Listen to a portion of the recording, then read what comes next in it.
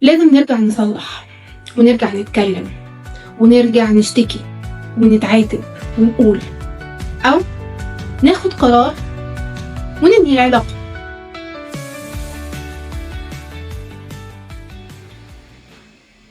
يلا بينا نحكي.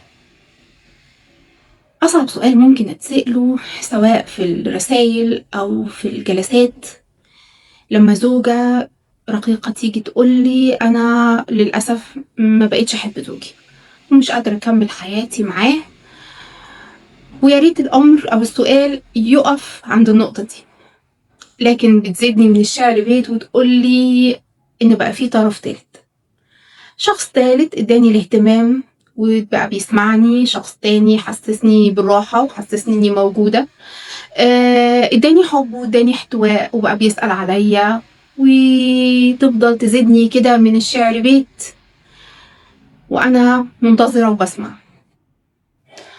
مش من حق حد طبعا إن هو يحكم على حد أو إن هو يتدخل في تصرفات حد. الشخص لما بيجي لمتخصص بيبقى بالنسبة له مساحة آمنة، لأن المهنة دي هي مهنة دعم نفسي، دعم إنساني، مهنة إنسانية من الدرجة الأولى.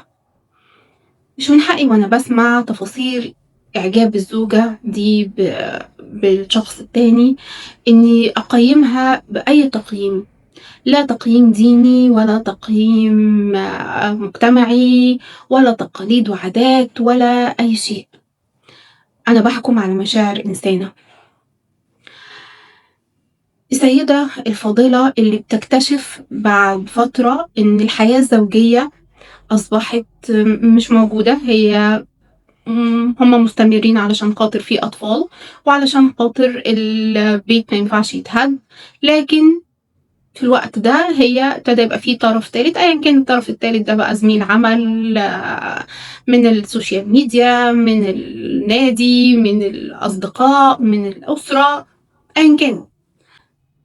زي ما بتواجهنا مشكلة الزوج اللي بيتعرف على سيدة أخرى غير زوجته، لازم نكون واقعيين ونفهم إن الزوجة هي كمان عندها مشاعر، وفي لحظات ممكن تعجب بشخص تاني، لكن الأزمة الحقيقية مش بس في الإعجاب، الأزمة الحقيقية في تطور الإعجاب ده وإن هو يتمادى لحد ما يصبح علاقة. والخيانة مش فقط خيانة جسدية، مش إقامة علاقة كاملة ما بين رجل وامرأة، لا. الانفصال العاطفي ما بين الزوجين اللي عايشين مع بعض في بيت واحد بيؤدي لا محالة لخيانة عاطفية، سواء الخيانة تطورت أو لا.